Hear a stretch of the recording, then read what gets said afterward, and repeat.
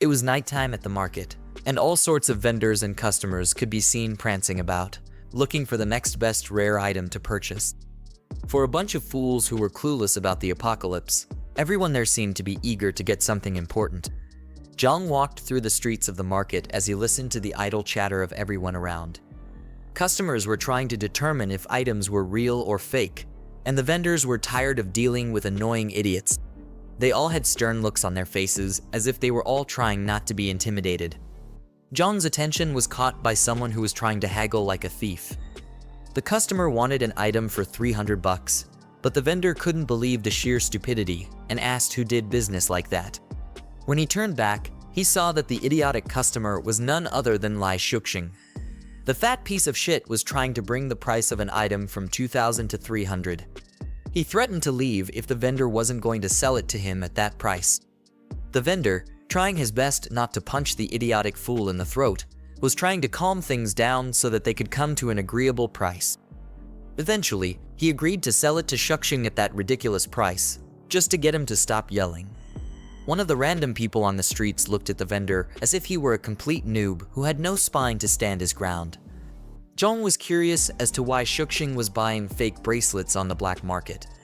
For someone who likes to brag a lot, Shuxing was nothing but a cheapskate and a silly one at that. He called his crazy ex-girlfriend, Kiwi Jing, a fool for falling for a scam. The way he stared at Shuxing showed that he was irritated by the guy's presence.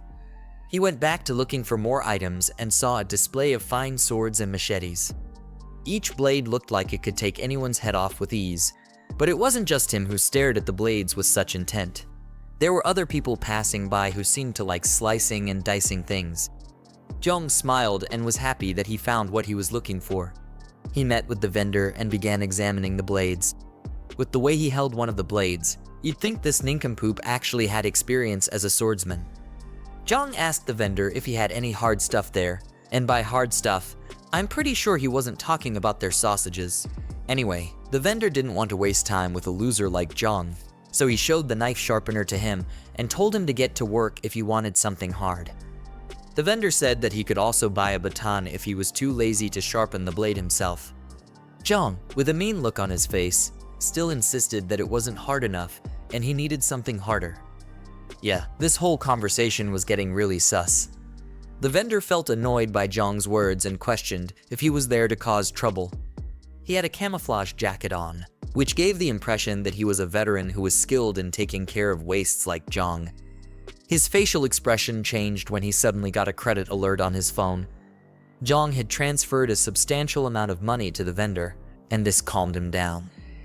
The vendor was shocked to see how much an ugly kid sent to him, and he couldn't believe it. Jiang, with a happy expression, showed that it was he who transferred the money and told the vendor to pipe down.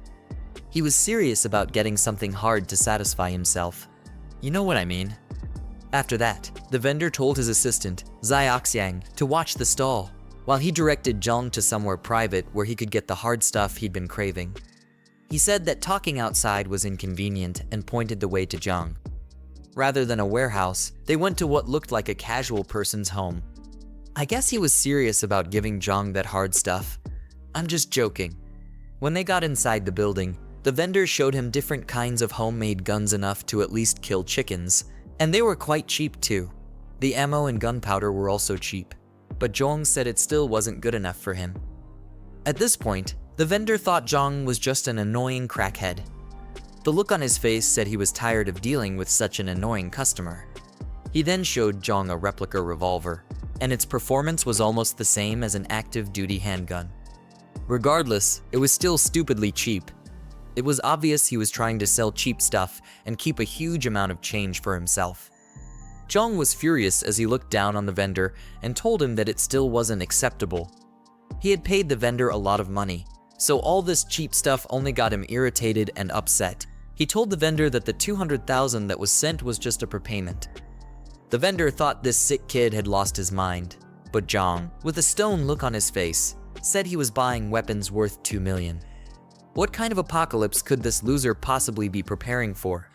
The vendor had to ask what he did for a living because no normal person would come to purchase that much heavy weaponry.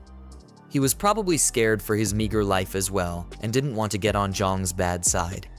Jiang basically threw his question aside, saying that it was his subordinates who usually handled trivial matters and the vendor didn't need to ask many questions. Seeing how serious Jiang was, the vendor went to lock the doors and close the windows to make sure no one could see or hear them. Luckily, Jiang didn't get defiled after that. The vendor told him that he had come to the right person. He whispered to Jiang that he would give him an address and also told him to write a list. Jiang was to go to the location the day after tomorrow at midnight to complete the transaction, and he was meant to bring cash. As he left the building, he heard the fat fool, Shuxing, calling his name. Just the sound of the idiot's voice made Jiang look like he was going to throw up. Shuxing was surprised to see him on the black market and said that must be why he had been spending lavishly recently. The foolish degenerate obviously wanted all that money for himself.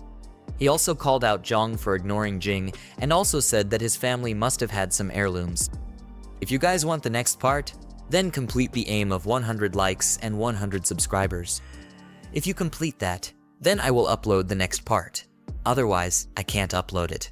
He assumed Jiang was there to sell off his inheritance and said he had been watching too many marketing accounts recently, in a mocking tone. Jiang didn't even look bothered by Shuxing's degrading statements. Rather, he saw it as the perfect time to test his mind's eye ability. He activated it, and a blue flame surrounded his eye. He was able to see different icons on the top of the vendor and Shuxing's heads. The icon on the vendor's head looked friendly, while that of Shuxing showed he was definitely an enemy. Jiang was glad that the ability worked as expected. He turned back and began to mock the fat piece of garbage, saying that he must have tricked Ku Jing by buying fake and second-hand goods in order to clap her cheeks. Jiang said that she was just his second hand, who was worth the fake items. Shuxing was infuriated by Jiang's words, but he made no attempt to deny that he was a broke loser who had to buy cheap items to clap a girl. The vendor asked Jiang if they knew each other, and Jiang said that the fat fool was an enemy. Thanks to the money he was offered, the vendor began acting like Jiang's silly lackey and said that he'd handle Shuxing, while Jiang went ahead to handle other matters. The rest of his dumb friends came out to tag along in the drama, and Jiang told him not to kill the fatso since he still had plans for him. Shuxing was already shaking like a chihuahua as the goons slowly walked toward him. He tried to put up a tough attitude, but it was no use. The arms dealer swung out a baton, which made Shuxing try to negotiate with them. The proud fool was now a sacred wimp, and he had probably pissed on himself. The arms dealer and the rest of the goons gave Shuxing the beating of a lifetime. Laying defeated on the floor, Shuxing swore to get back at Jiang for humiliating him. 2 days later, in the dead cold of night, Jiang unveiled his new guns, which were delivered in a truck at his warehouse. With his new arms acquired, his task was complete, and he was awarded 10 points by the system. As a bonus reward, he was also given 2 physical enhancement potions. Rather than an actual potion, it was basically just a syringe, which meant that the system was obviously forcing this guy to do drugs. Anyway, Jiang noticed that the potion's effectiveness was as good as the one in the store. He brought out one of his hands and lifted the other in the air as he got ready to inject it into his body. As he used the potions, he gritted his teeth in pain, and his eyes went completely white. It was either he was feeling ecstatic like a junkie who just got his daily dose, or this idiot was about to die. Luckily, his second chance at life wasn't about to be wasted so easily. According to him, the average adult male had a strength of 5, but with the added 2 points from the potion, he got a 40% increase. He rolled up his fists as if trying to get a good feel of his new strength, but he still looked like the same old useless loser. Still, it wasn't enough for him. Jiang opened up the system store and looked through the 2 items that were left. He decided to maximize his advantage by buying an extra physical enhancement potion.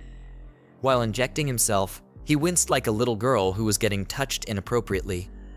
The extra potions brought him to a total of 8 points, and he had 60% more power than the average person.